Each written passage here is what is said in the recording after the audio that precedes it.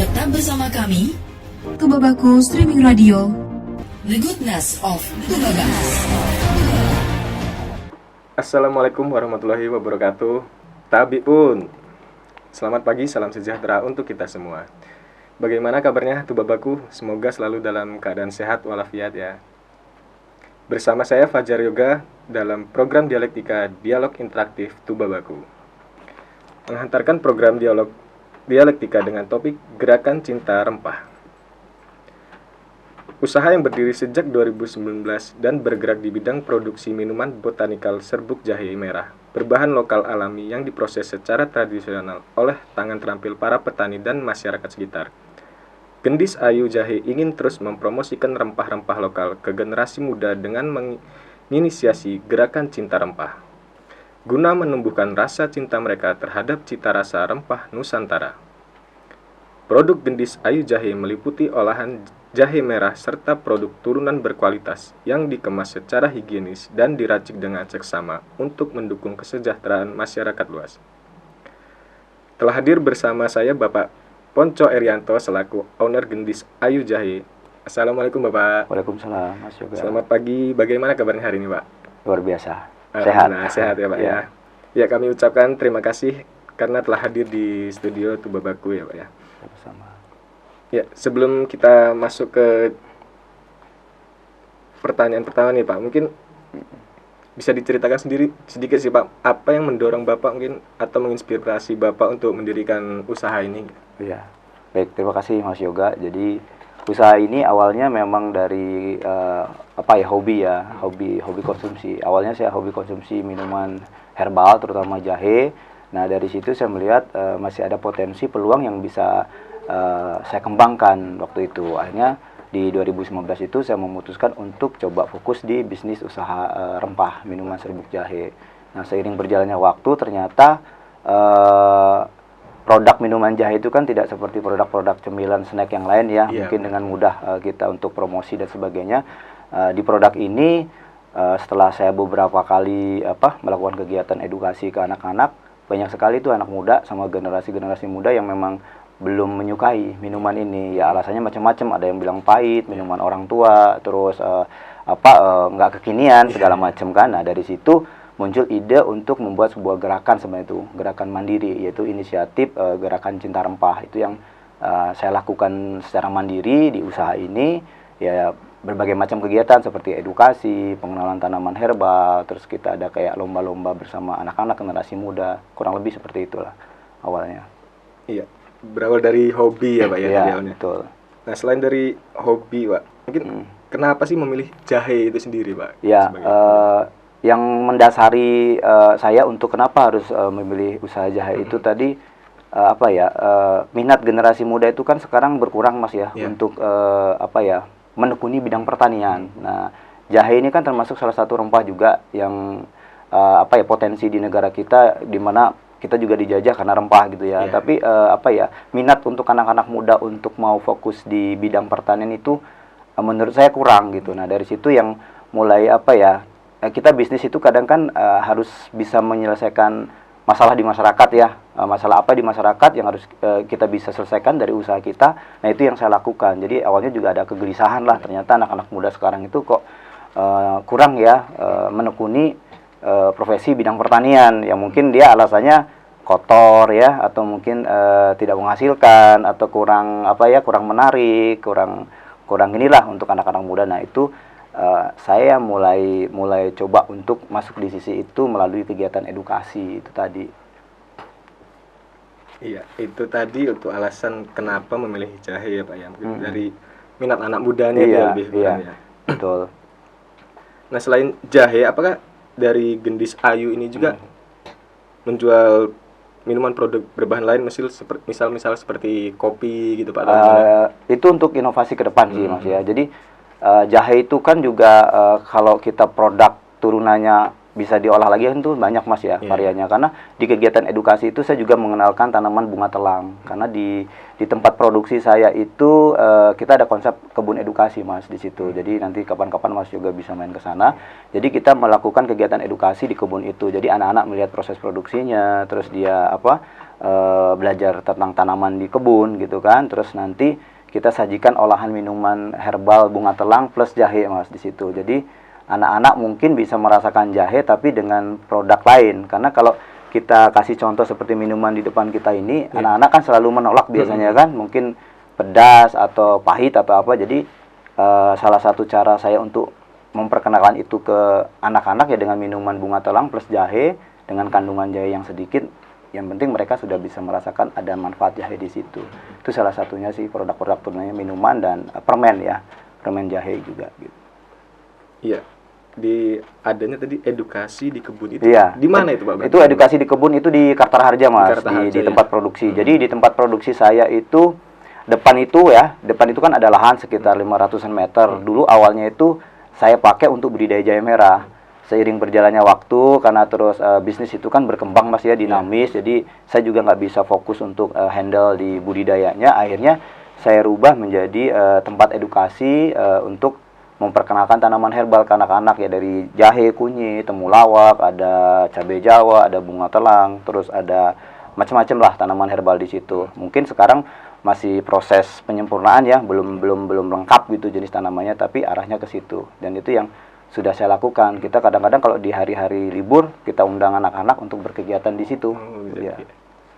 Iya, sangat menarik ya kegiatan di berkebun itu. Berkebun ya, belajar sambil berkebun Mas di situ. Nah, yang menarik ini dari bunga telang. Bunga telang itu sebenarnya seperti apa Pak jenis tanaman? Bunga telang itu tanaman merambat Mas. Jadi nanti boleh cek di IG Gendis Ayu juga, saya sering posting di situ. Jadi bunga telang itu tanamannya yang gampang ditanam, terus budidayanya juga gampang, manfaatnya juga banyak. Jadi sekarang juga udah mulai banyak ya di masyarakat udah mulai tanam bunga telang. Cuman mungkin sebagian mereka kan belum melihat dari sisi bisnisnya, gitu. Hanya sebatas ditanam untuk kebutuhan sehari-hari mereka di rumah. Cuma kalau kita bisa konsep dari bisnisnya itu kan bisa kita buat jadi permen bunga telang plus jahe, atau minuman sirup bunga telang, atau makanan-makanan yang berbahan ditambah mix dengan bunga telang gitu. Jadi coba ciptakan Mas gitu dengan rempah jahe ini gitu. Iya, mungkin kembali ke jahe ya Pak ya.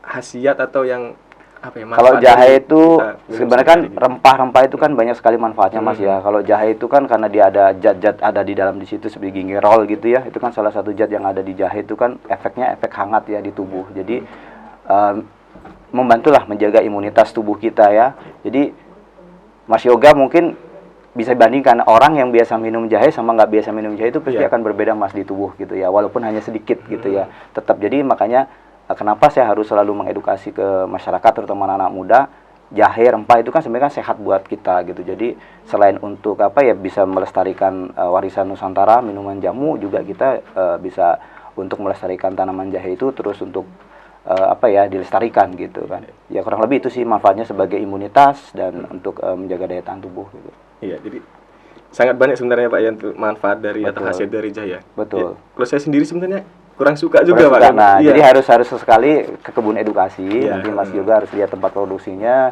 kegiatan kita seperti apa. Nanti lama-lama bakal ternyata. Di konsep seperti ini juga ya harus mencoba gitu kan, harus dipaksa gitu kan. Karena kalau nggak dipaksa juga mungkin anak-anak muda jadi nggak tertarik Mas gitu kan. Iya.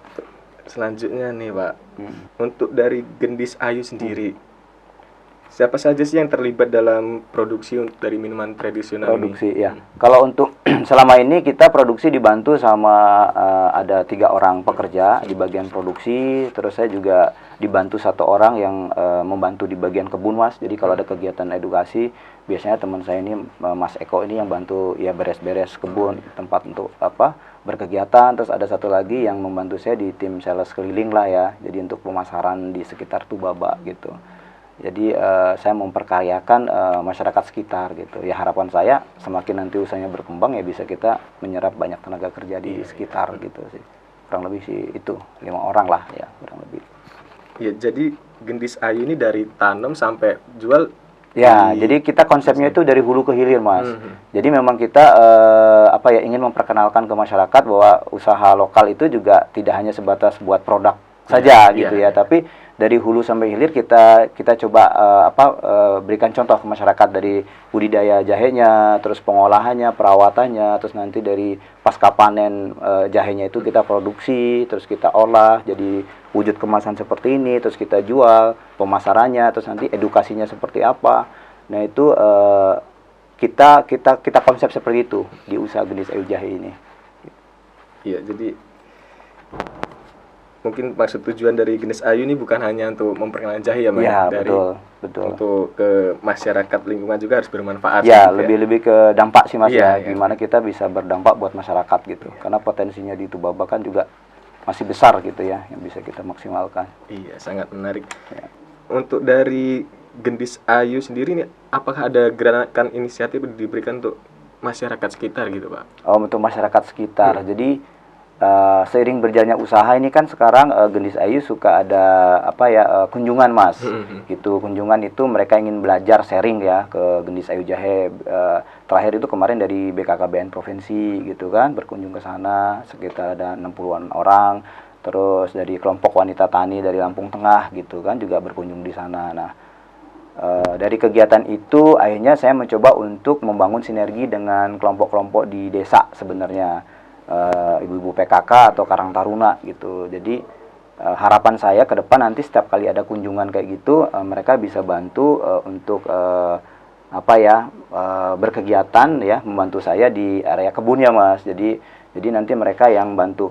Itu kan kalau kunjungan kayak gitu kan itu ada semacam kayak demo atraksi Mas. Kita di kebun tuh demo atraksi untuk olahan serbuk gitu. Jadi demo di kebun itu harapan saya nanti dari pihak-pihak kelompok komunitas di desa itu atau di Tiuh yang mereka bantu saya gitu kan. Jadi saya ingin mencoba membangun sinergi kolaborasi seperti itu sih saat ini gitu.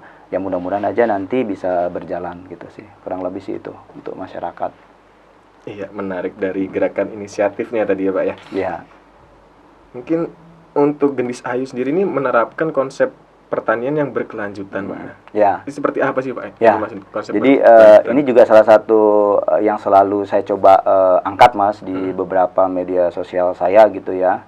Gimana kita juga harus menerapkan konsep pertanian berkelanjutan. Jadi makanya itu saya membina beberapa kelompok wanita tani. Jadi kelompok wanita tani ini mereka yang nanti budidaya jahe Mas Yoga. Jadi awalnya kan saya yang budidaya sendiri Mas gitu untuk memenuhi bahan baku produksi. Jadi mulai 2 tahun ke belakang saya udah mulai mencari kelompok-kelompok untuk mereka untuk budidaya jahe. Nanti jahenya itu saya serap sebagai bahan baku. Jadi harapan saya dengan semakin banyaknya kelompok-kelompok yang saya bina, terus pemasarannya semakin berkembang, otomatis mereka kan akan menanam terus tuh Mas Yoga kan. Jadi itulah sinergi yang selalu saya coba bangun bersama kelompok-kelompok di masyarakat gitu supaya pertanian ini bisa terus berlanjut. Jadi produk penyerapannya banyak, otomatis mereka semakin banyak budidaya kan, semakin banyak masyarakat yang menanam gitu. Kurang lebih itulah keberlanjutan itu tadi. Iya, membina kelompok tani ya Pak ya.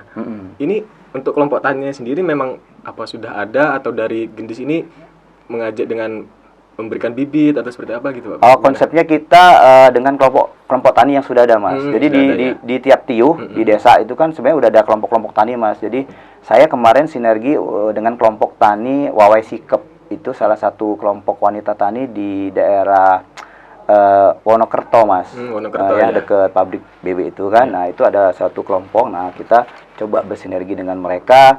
Saya punya usaha seperti ini, bisa nggak ibu bantu untuk budidaya jahe, nanti hasil panennya saya beli gitu kan untuk bahan baku.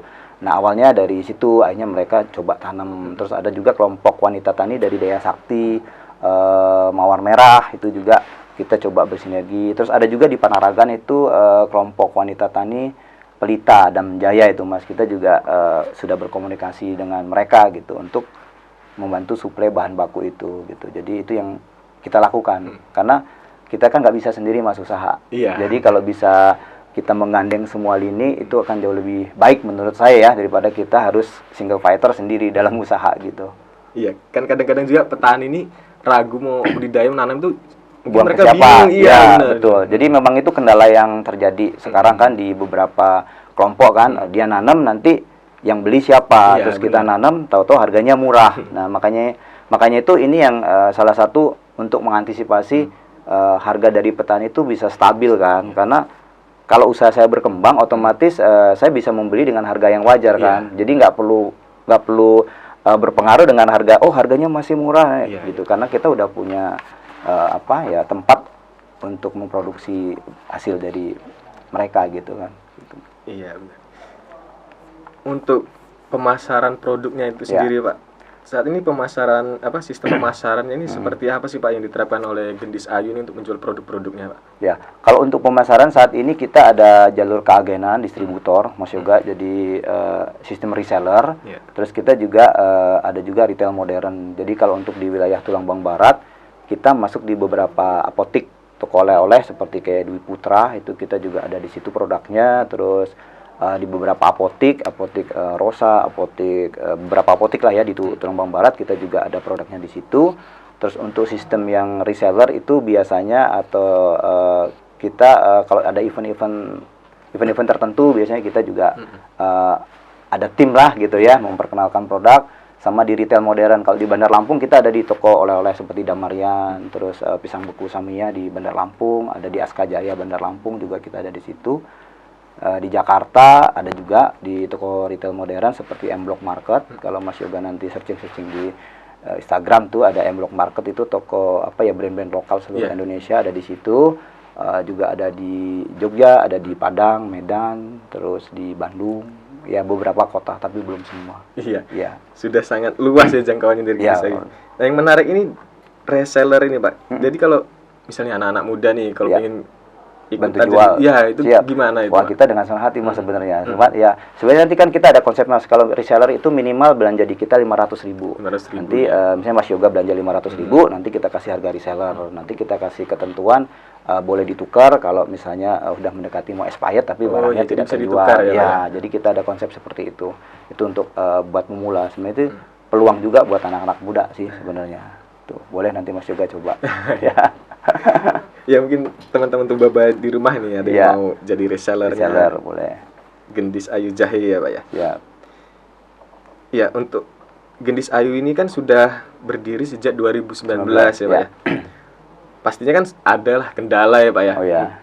Apa sih Pak kendala yang pernah dialami atau sering dialami? Banyak sebenarnya usaha itu ya, nggak ada yang mulus sebenarnya kan. Mungkin orang-orang lihat kan, oh ini Mas Ponco tampil di sini enak gitu. Sebenarnya kan kerikilnya kita nggak cerita kan, karena belum tentu juga jadi motivasi buat mereka kan. Jadi ya kendalanya itu pasti banyak Mas, dari internal juga eksternal juga ada. Mungkin kalau internal itu biasa kan kita usaha suka kan keluarga juga pasti ada yang support, ada yang mungkin kurang begitu support. Itu sih wajar ya, dimanapun teman-teman usaha pasti ada kendala di situ. Kalau dari sisi luar itu pasti kalau usaha kita udah bertumbuh berkembang itu pasti kan ya mungkin yang sirik juga banyak Mas ya gitu kan. Tapi sejauh kita bisa membawa diri sih itu sebuah tantangan juga kita untuk berkembang lah gitu.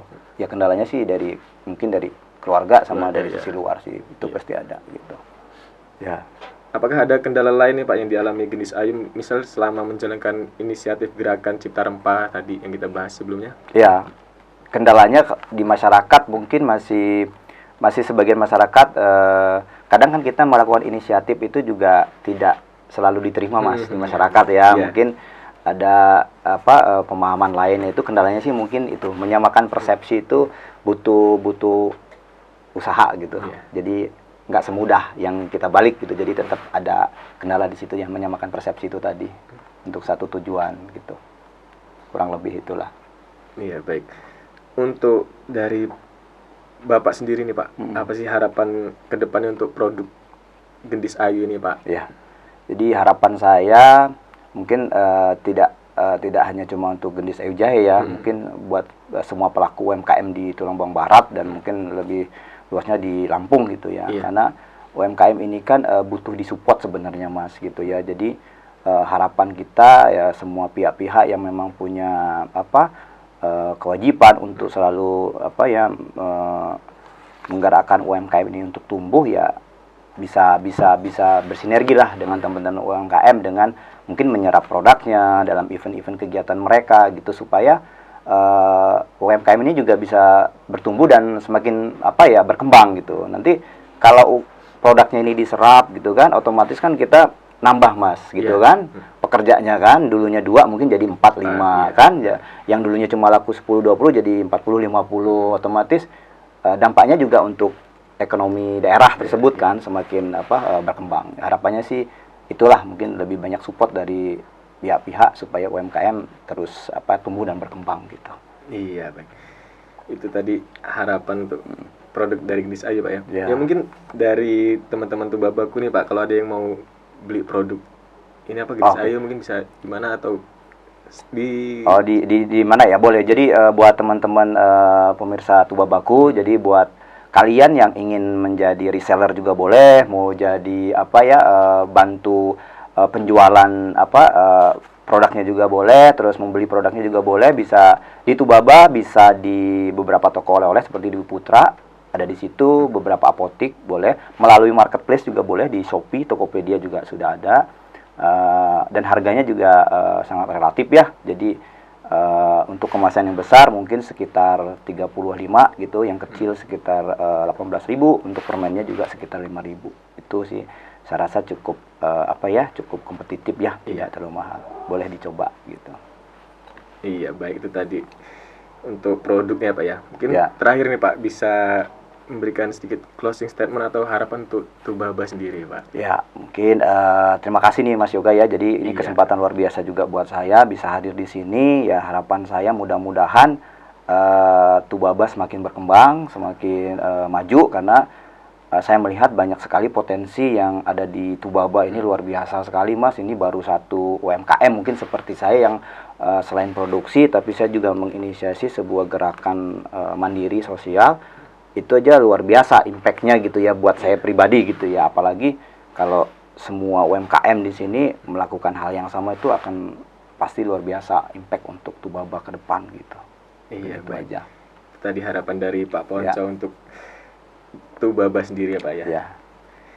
Baik, Tubabaku, kita telah sampai di penghujung acara. Terima kasih untuk Bapak Ponco untuk kehadirannya. Mungkin Sama-sama Mas Yoga. bisa hadir kembali di lain waktu ya, Pak ya. Siap. Terima kasih. Saya Fajar Yoga selaku pemandu dialog mengucapkan terima kasih atas kebersamaannya. Wassalamualaikum warahmatullahi wabarakatuh. Waalaikumsalam warahmatullahi wabarakatuh.